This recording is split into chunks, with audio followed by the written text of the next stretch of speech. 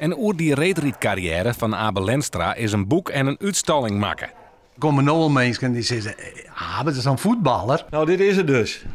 Dit is het beroemde Abe-boekje. De starthouding. En dat weer net in jure trainingspak. En dat weer in de trui ervoor. En nou ja, en dat is iets instaanders dan je het zelden thuis. Dat je aanzien dat de tentoonstelling ook wel. Tussen 1938 en 1954 wie Abe een van de sterkste Frieske hutriders op de kwarte baan. Hier lezen spullen van Abe. Hoe bist er omgaan?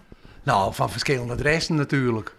Uit familie bezit en mensen die supporters van Abe zijn. Maar er zijn meer Abe-verzamelaars. Ja? Ik ben net enige wat dat betreft. Hij staat 50 keer in de sprints op de 160 meter lange ijsbaan.